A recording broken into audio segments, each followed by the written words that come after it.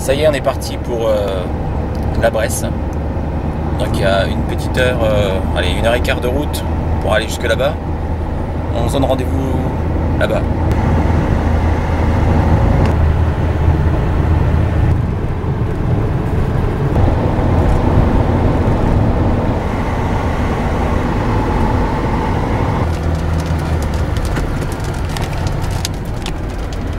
J'ai pas pensé à prendre un parapluie.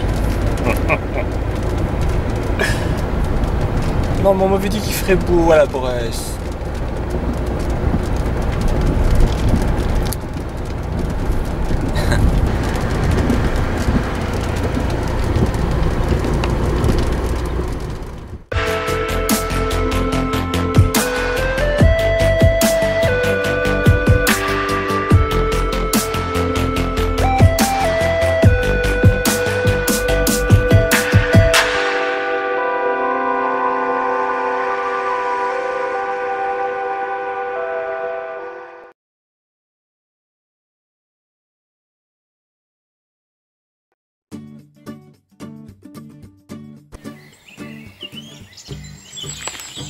Le Picasso est égaré, j'ai verrouillé les portes et je me rends donc au point de départ de la rando.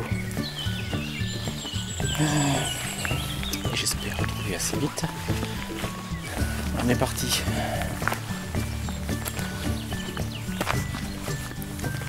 Alors c'est un balisage rectangle bleu.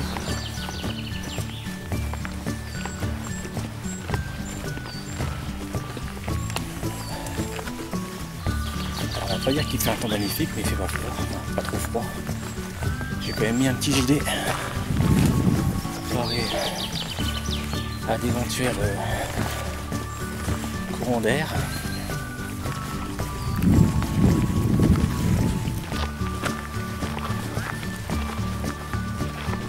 On va pas se mentir, ça grimpe. Il est même chaud, du coup je vais retirer de mon gilet, mon café. J'avais peur d'avoir chaud, d'avoir froid, mais là je pense que je peux aisément tout retirer.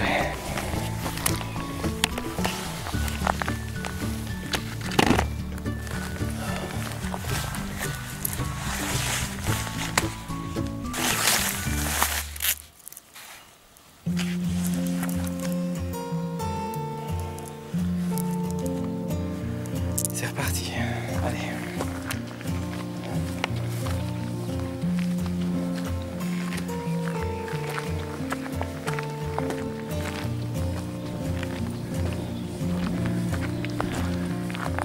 On entend l'orage.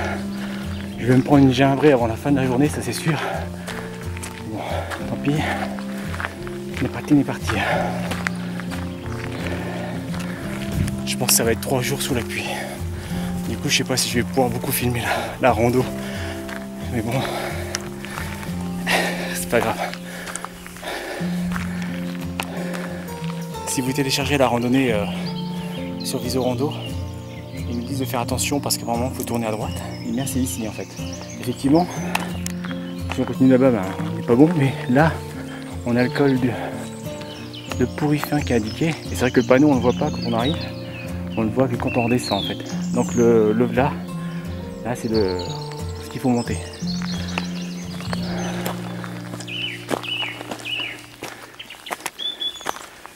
Oh ouais, ça c'est de la limace. Hein. C'est signe de pluie ça.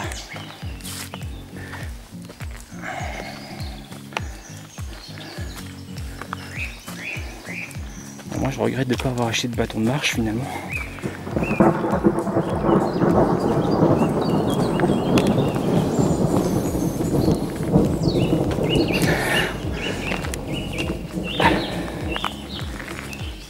Que tu vas se mettre à pleuvoir, ça va être autre chose.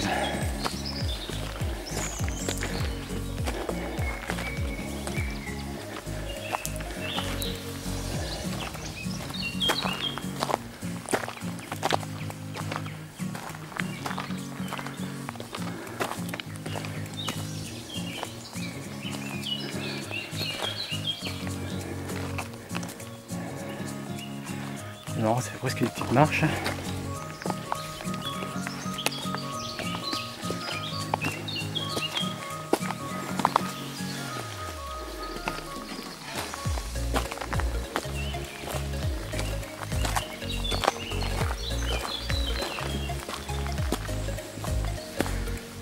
pas si vous entendez, mais il pleut. Je vais mettre la caméra à l'abri.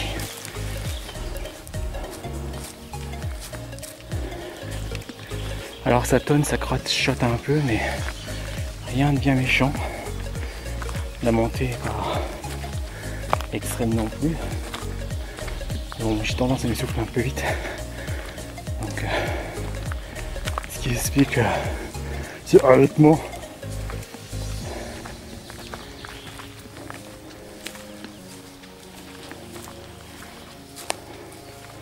Par contre, j'aimerais pas me casser la gueule. Que ça descend.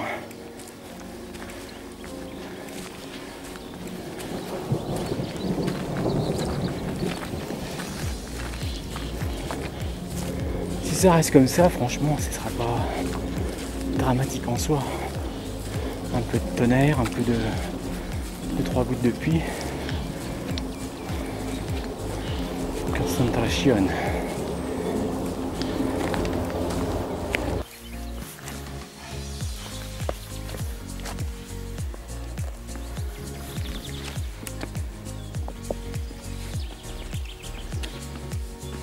C'est pas difficile en soi. Il faut pas perdre l'équilibre quoi. Parce que là, ça peut faire très très mal.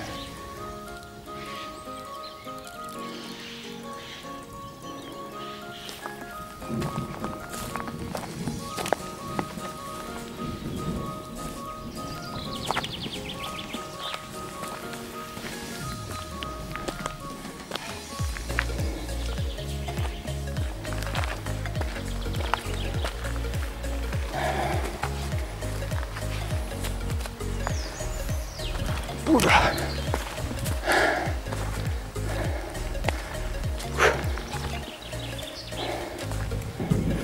Ça monte pas mal. Mais c'est sympa, franchement. Finalement, qu'il fasse pas si chaud que ça, c'est pas plus mal. Je vais pas dire que c'est le temps idéal pour faire de la rando, mais si j'avais pas cette menace d'orage, je serais plus confiant, mais bon, voilà. Alors,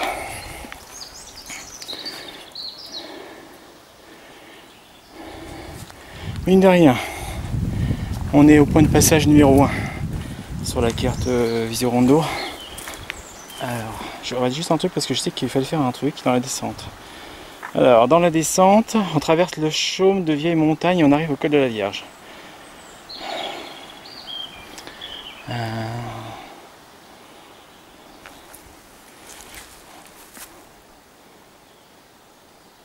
Avant le col Bourrifin, dans la descente, prendre le col de la Vierge. Il faut que je prenne le col de la Vierge. Col de la Vierge. Bon, dans la descente, je prends le col de la Vierge. On va y aller tranquille.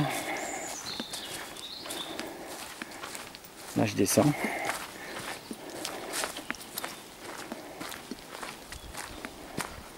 Il faut être tout aussi vigilant en descente pour monter. Hein. On glisse et hop, on se fracasse le crâne contre un truc. C'est qu'il y a pas mal de caillasse quand même. Et puis, je fais un peu tout ce que personne ne devrait faire. Je suis tout seul. Parce que là, pour le coup, il n'y a personne. Je suis tout seul. Je suis pas super beau. Je suis pas super expérimenté. Bon, j'ai une trousse de secours, mais bon, quoi, il y a 2 pansements et un machin. Hein. Si je me la patte, c'est pas ça qui va me sauver.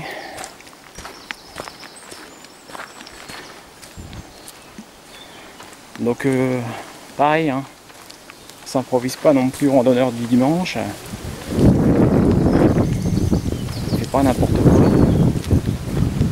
Ouais. Vous devez entendre le vent qui souffle là actuellement. Ce qui n'est pas pour me rassurer. Ça veut dire que dommage, il n'y aura pas d'image de drone aujourd'hui. Mais bon, on reviendra parce qu'elle est sympa à faire. Je reviendrai un jour où il fera un temps plus... Mais bon, je tenais à faire cette micro-aventure, c'était le moment en fait. Je vais commencer à reprendre plus ou moins à plein temps et donc j'aurai plus le temps de la faire. Et donc 3 jours dans la bagnole, c'est bien. toute façon, il pleut. Hein. C'est que de l'eau. Je sais pas si vous voyez. En cas d'enneigement, suivre par vieille montagne. Alors, il faut que je suive le col de la Vierge.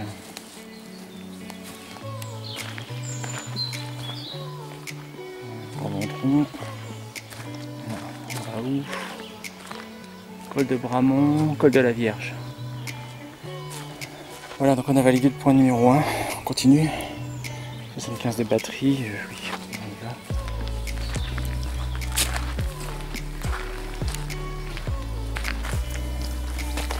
Donc normalement dans 25 minutes on est au col de la Vierge.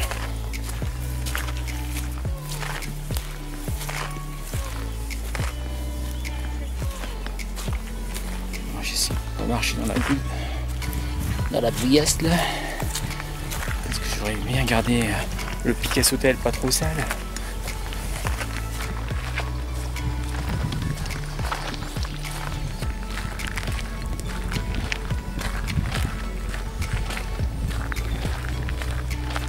C'est vraiment con de pas faire le drone ici, mais bon, j'y peux rien, je prends pas le risque. C'est qu'un mini, donc j'ai pas envie de le cracher quoi.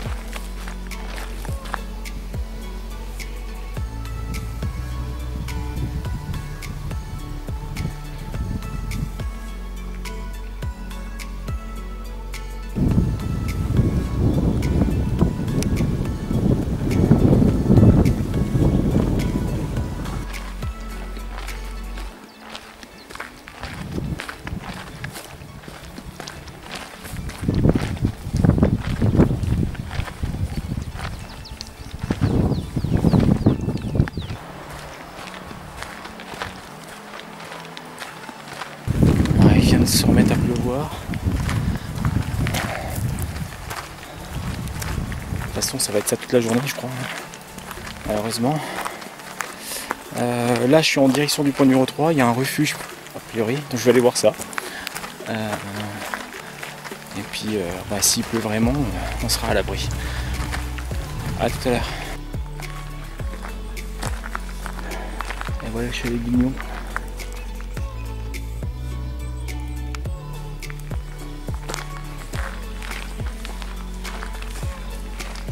Là je me demande si je vais pas m'installer 6 soirs en fait. On n'a pas le droit d'y dormir mais... Franchement...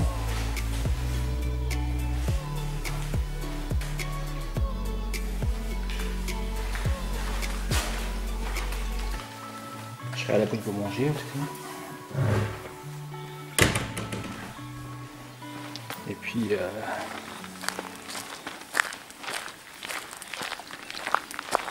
à l'abri pour manger et je pourrais dormir ici dans la bagnole quoi. Je me gare là-bas puis c'est bon. À voir, à voir. Bon, faut qu'on retrouve le chemin. Croix-Louis.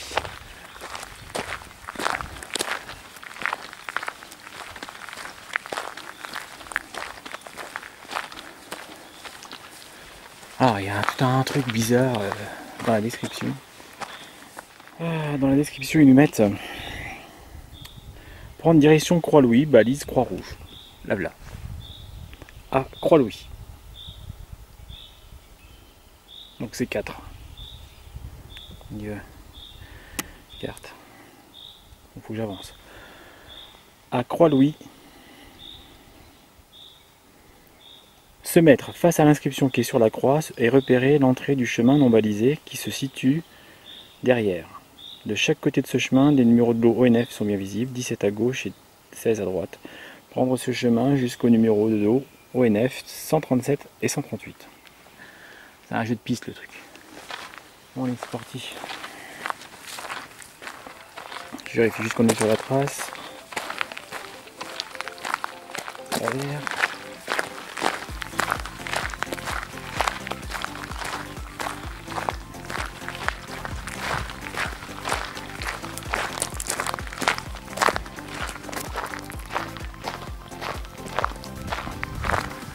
Ça gigote un peu. Mais il fait beau, ça y est.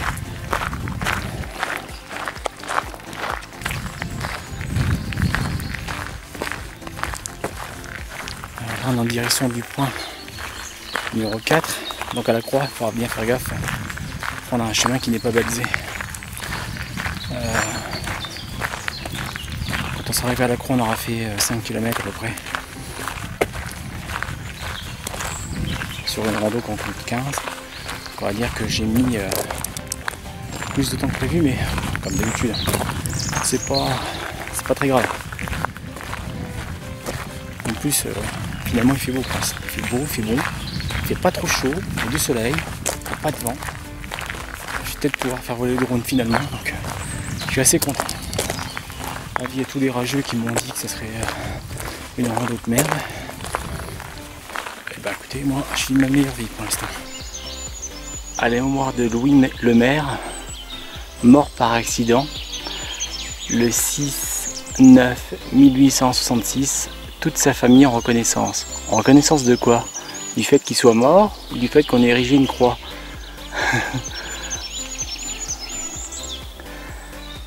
Bon, a priori c'est là que commence le jeu de piste. Alors qu'est-ce qu'ils disent? Description. À Croix-Louis. Se mettre face à l'inscription qui est sur la croix et repérer l'entrée du chemin non balisé qui se trouve derrière.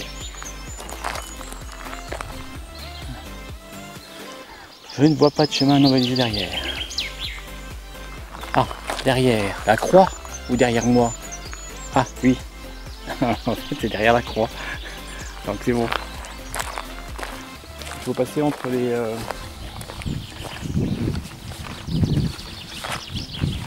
et les poteaux.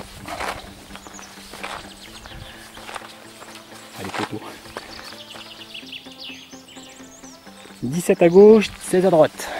C'est bien ça. Il faut passer entre les deux arbres.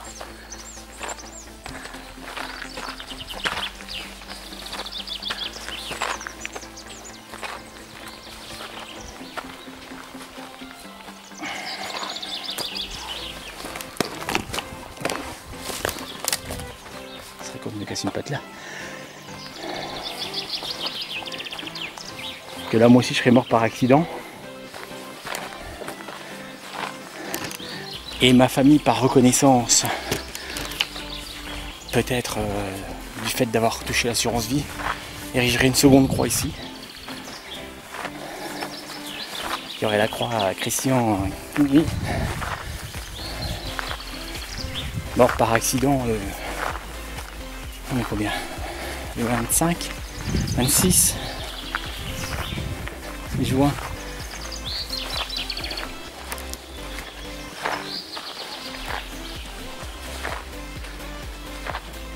Donc on vient de passer point numéro 4 hein, à la croix. On fait à peu près 4 km 7, 4 km 8.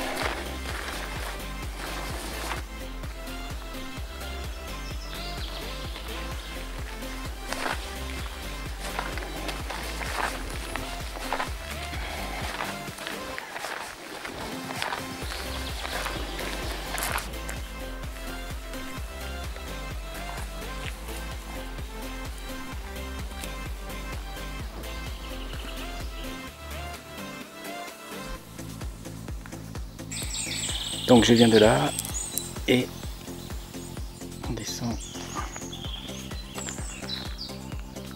vers les roches du lac.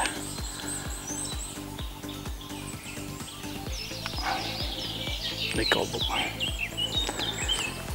Et normalement on y est dans 15 minutes.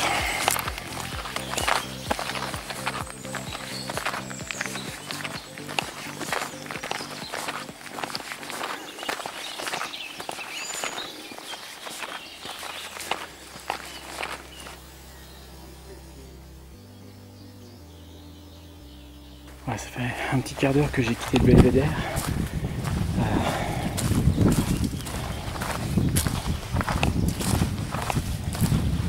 J'avance sur un sentier, je suis pas sûr que ce soit le bon, mais bon.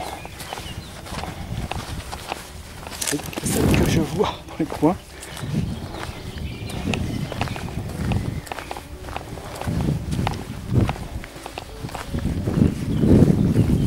J'ai une montée assez physique, je pense qu'il fallait descendre, heureusement que non, parce que je pense que j'y serais pas arrivé, hein. J'aurais fait demi-tour.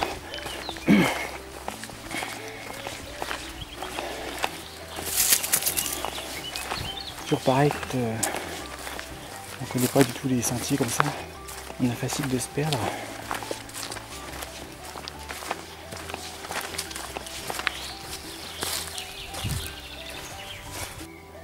Petit point sur la carte.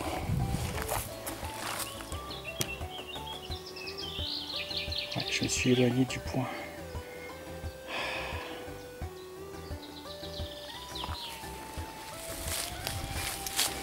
Je vais revenir sur mes pas.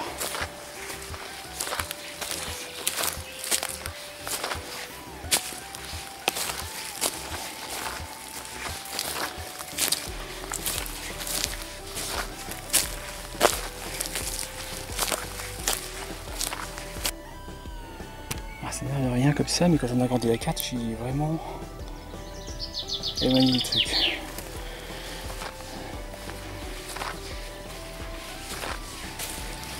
Je crois pas sur le bon chemin, mais je vais recouper forcément l'endroit où il fallait aller. J'ai dû louper une balise.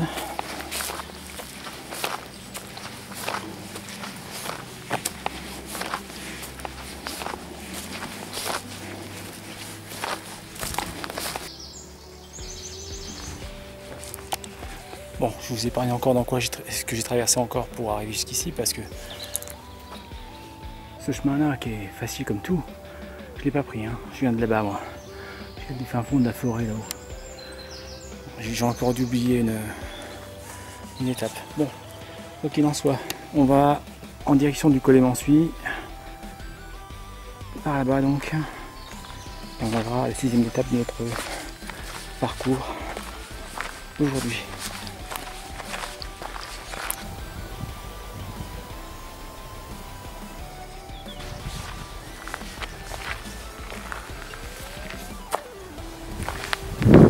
On a comme ça des petits rappels à l'ordre.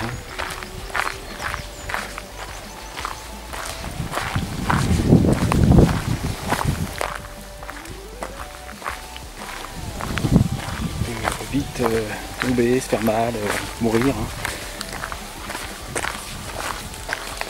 Bon, faut pas avoir mal au genou comme moi pour faire cette rando. Je vous jure que ce soir je vais avoir mal au genou. Mais bon, ça vaut vraiment le coup. C'est époustouflant. Enfin, c'est époustouflant, c'est magnifique. Je sais pas si vous voyez le lac là-bas.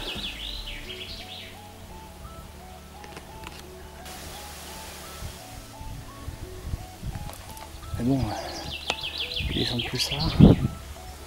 Alors c'était quand même pas mal de caillasses. Il faut faire gaffe de ne pas tomber trop parce que ils ne tiennent pas quoi. Donc sur les de réceptionner, c'est comme là, c'est chaud quoi. Je veux dire, c'est plus facile à monter qu'à descendre, hein, au final.